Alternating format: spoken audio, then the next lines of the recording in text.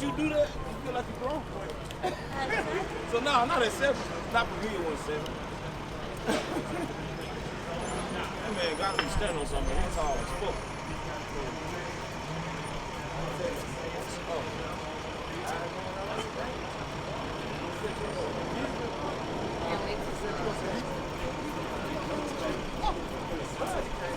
Where'd the baby go? Good, I love it. Oh, back there. Oh. Is that good? Put that back there. All right. See you guys. Oh, the store. We're going in the store. Let's do it. That shit is dope. Bomb Squad store. Oh my God. Look at this. Telli, is this the first time you've seen it in the store? I'm sure I do.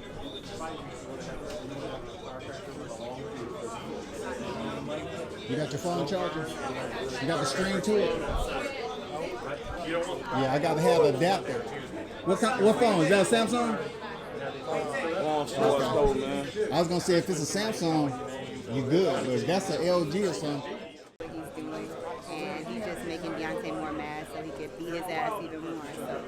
Now, the day that Dominic Breazeale's, I guess, one of his team members sucker punched Deontay's brother, were you there that day?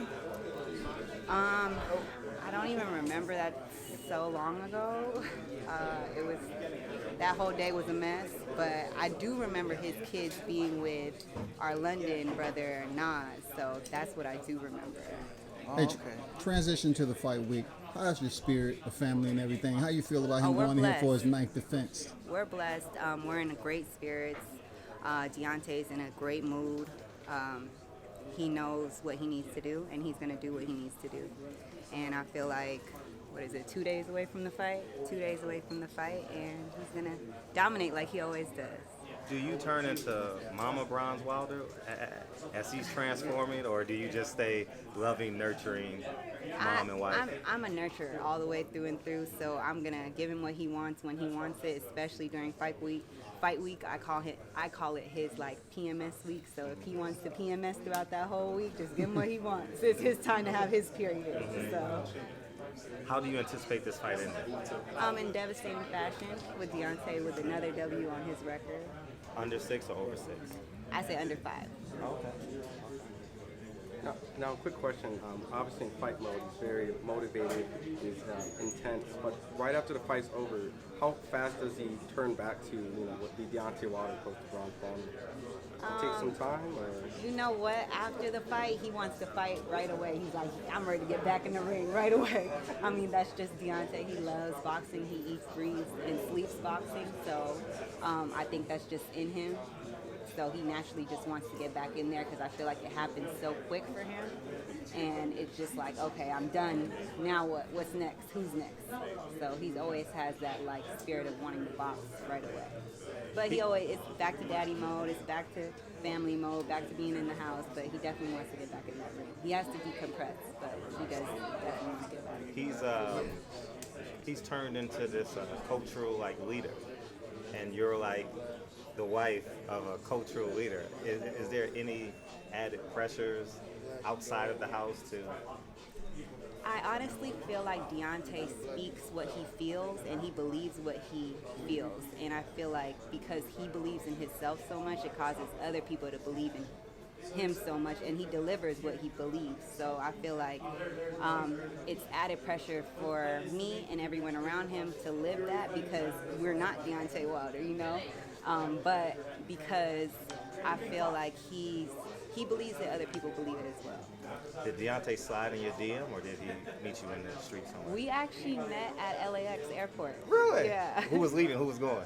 I was leaving LA and he was coming to LA. It was like BT weekend, I think. Yeah. Okay. As far as the kids goes, is there any little ones that's going to be taking up the sport of boxing, do you think? You know what? I don't know. I feel like all of them love to watch their dad box. Kaori, she'll want to get in the ring.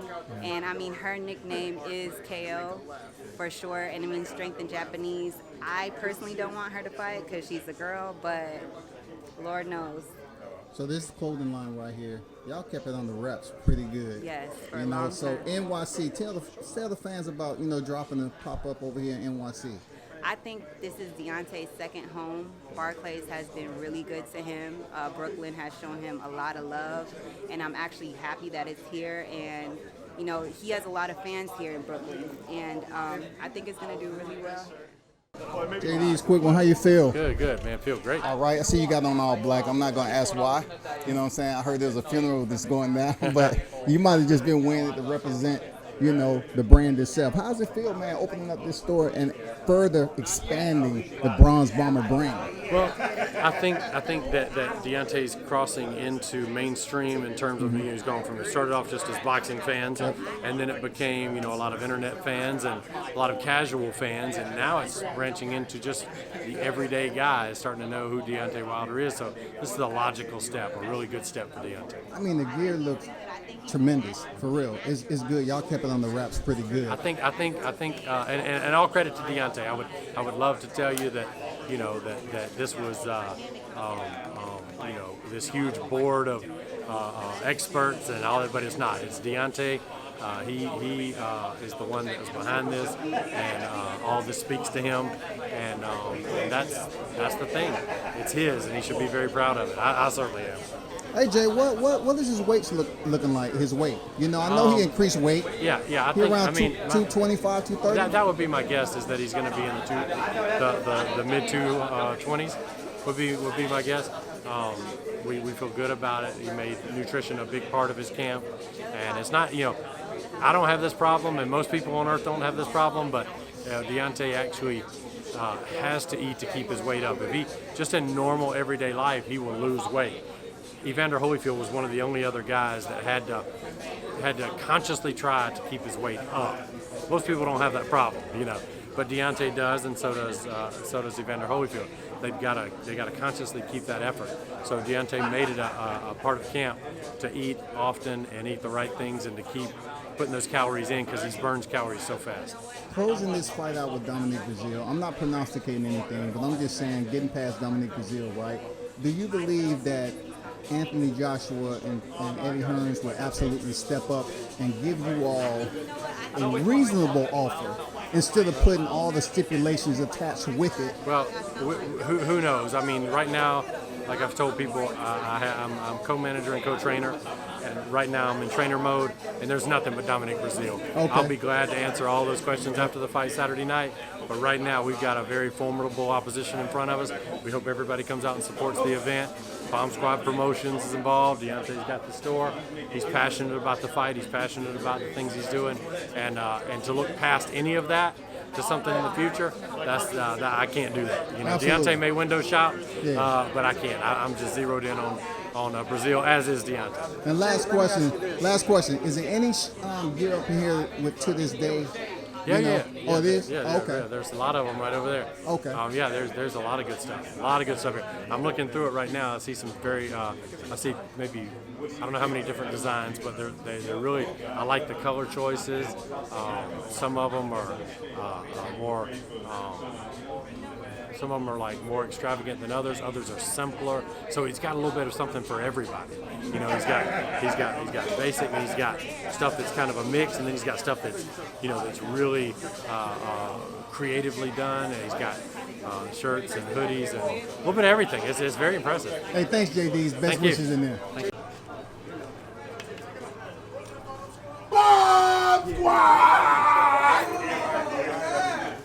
What's up, Champ? The Champ is here. My man, bless The Champ is here. What's going on, man? You doing okay? All right. Like the clothes, that Champ. Man, it's looking amazing. Talk about the store, Champ. How But it it's been a feel? long time coming. We put a lot of thought and creation up in this, and it's finally here. You know, I supposed to have this out a long time ago, but you know, timing is everything. Patience is everything. I always, you know, speak that, and I practice what I preach, and it's finally here. And now that it's here, I feel like it's the right moment in time for it to be here. This is the right fight.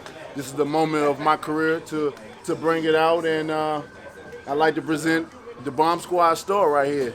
You know, there's gonna be a lot of people that be able to support me, and you want to feel a part of the Bomb Squad. You know, a lot of people, how can we be a part? How can we? you know, because they see me and my brothers and they see how we carry ourselves amongst people. And I always talk about, like, I feel like I'm no better than no one else. I'm just human. I'm just a person like myself. I'm just applying my greatness to my craft, and it makes me seem like I'm great in it. But we all are great. Like I said before, I always say we all have greatness in us because greatness is only determined by service. You guys are great as well, too, with these cameras. Y'all wouldn't do it each and every day if y'all didn't feel like y'all were the best. And if you don't feel like you're best, you better get a reality check and make sure you know that you're the best. And this is what I wanted. This is what I wanted to display. So I wanted people to feel like there's somebody, to feel like they're a part of something. And this is the way that they can feel like, whether you're wearing a shirt, whether you're singing and saying, and when you say to this day, to this day, you know what I mean? And here we are, have it, man. It's a blessing. We have many different things for not only men but for women as well too. We wanted to come out with a little things, and as we go on and we expand, we're going to come out with different other merchandise. But right now, this is what we have. I hope everybody come and support and enjoy the creativity that I personally have done myself. And yeah, that's it, man. Sean, talk about the logo, the crown, the mask. What does that represent as far as the Bronzebomber brand? Well, I do feel like I am a king. You know, I'm the king of the division. And as you seen my last fight in LA, we came out with the crown, we came out with the mask because I wanted to feel that void of feeling like I am the king. You know, I had to change my mask because I feel like I've expanded. I'm in a different mindset. I'm in a different atmosphere than I was before. This is a new era. The heavyweight division is so lit. It's so on fire right now. And I just wanted to come out with a new me. And this is what I presented. So we got the crown. We got to this day. We got the Deontay Wilder logo with the crown in the middle. You know, everything represents crowns and kings. And when you wear this merchandise, when you wear these products, you should feel like you are that, a queen or a king. And you, like I said, you're supporting the Bronzebomber. You mentioned back to basics in a lot of interviews. Why was that important for you to go back to basics, and what have you seen by going back to basics? I mean, like I said, I'm in a different time and place in my career, you know. People that didn't know about boxing, even the casual fans, we have so many eyes and viewers on it now. 10 years, no one knew who was the heavyweight champion of the world, here, especially here in America. But now, the eyes and the ears and everybody is listening to come to a fight. Everybody is seeing and witnessing greatness, you know. And I feel like now is the time that I get away with my old ways and start back being the champion that I am, you know, going back to the ways that got me to this point. Because when you become a champion for so long, and a lot of people think that I just depend on power, and that's when they go wrong. I love when fighters think that I just have a right hand. That's when they don't know how to prepare for me. But being in this spot right now, you know, where it's so exciting, and we have so many viewers that's coming in, I wanted to make sure I display everything, my talent, my ability, my skill in the ring, to make sure I stay on the top. It's hard to stay at the top because you have so many guys that wants to become a champion, but they don't understand what it takes to be a champion. When you get to a champion, that you have to work even harder to be a champion, especially if you don't have what the division is based off of, power. You know, if you don't have the size, and I think I'm a myth buster when this comes to the heavyweight division, because nor do I have the size, I don't have the big frame like they look, but I still seem to knock all these guys out and at least put them on the canvas, you know. And, you know, I don't have the biggest legs, and my power generates from somewhere, you know, from the ancestries. When I come in the ring, I ain't fighting by myself. I'm fighting with someone else in there with me. And my passion for this sport, you know, the things that I say, it's all about the passion that I display, and that's what makes me who I am. Nothing is made up. I don't have no publicists running around and say, you should say this, you should say that. Sometimes I make up my own words at times because I'm passionate about what I say, and it just comes out of me like that, you know. And I'm authentic about what I do and what I say, and that's what brings the realness out of me. And I think a lot of people, even if they ain't like me, it's like I'm coming on to them. It's like damn, man, I got so many. I ain't like you before, and when I like honesty, but it's just like now, you know, it's just something about you, just that realness about you, and people understand bullshit. I gotta say it. People understand bullshit when they see it. But when you get somebody that's real with you, no matter what they say, you can feel it.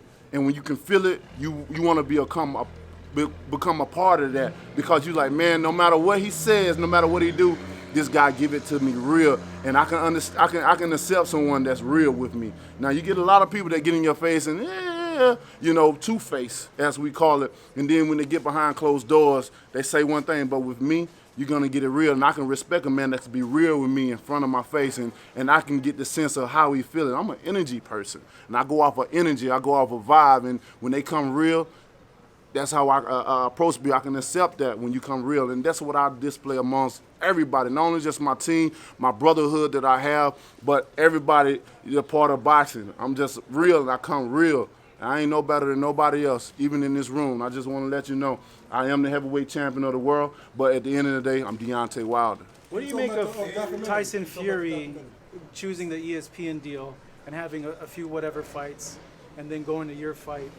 Do you not identify with them, but do you give him a pass for that, or do you feel that that's not worthy of his position to go ahead and do that? I mean, I understand. I understand as a fighter. I understand the decision that he made, because if you never put your life on the line for nothing, you'll never understand, especially getting in that ring.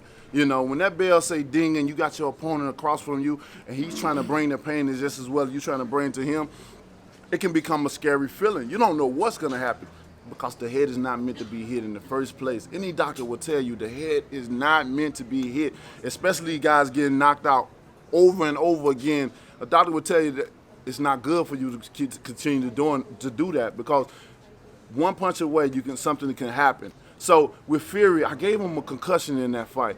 The man had lost of memory. He even stated he don't know how he got put on the canvas, nor did he got up. And when that being said, he lost something. So I understand if you take a guy that's ranked number 63, which I don't care about rankings and stuff like that, but lower opposition and stuff like that, to see if my marbles are still there. It's wise for them to have done that, to take a rematch with me. Like he stated before, Deontay Power is real.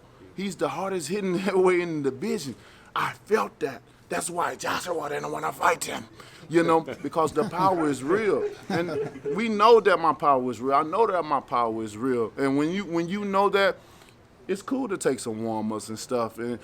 But you want to hide behind, offers and stuff. That's what you do. You hide behind certain things that's placing for you, because let's face it, fans, the media, all can be so judgmental towards fighters. We're still human. We still have a life. Sometimes we can post things on vacation. Where you on vacation? You should be training. I'm like, can we enjoy our family? We're still human. But some people make us seem like we're robots and this is all we know how to do is fight, fight, fight. But that's not the case, and I understand it. And when the time comes, it will come. But I just let everybody know that the fight will happen. Everybody's in the discussion. And it's just a matter of time. And when come time, come patience. Wait. One last question. One more. I went and asked around to get your team's perspective on the whole $100 million thing with Joshua. They told me that you and your team felt that you guys could make more than that in one fight instead of 3 fights. Can you tell me, was that the reason you feel that they were lowballing you on that offer? And explain it more on about your guys' feeling. What was that? Who was they? I asked around the certain people on the team, like, hey, give me some background about the deal. Who team? On your team. Mm-hmm. As to like what was going on, what was really offered, what was really guaranteed, because we're hearing one side, so I wanted to hear on both sides. So now I'm asking you, was that the feeling that you felt that it was kind of like a low ball offer for 3 fights when you guys felt that you could make a little bit more? We know the magnitude of the fight. So you think like in one fight you can make 100 Most definitely. Like I said, the heavyweight division is so exciting now. The money is so huge in the sport right now. The people, it's one thing to watch a fight and understand fighters and what they're capable of doing, but the whole business side is a whole another side, which it takes. That's why I appreciate Shelly and my team to try to explain to me certain things, because sometimes it get complicated for me to even explain. They've been in it for over 30 years. 10 million. Then they offered 15. Then they offered 20. Now they came back with 40. Deontay's only getting bigger, so you can imagine what it's going to be when they do fight.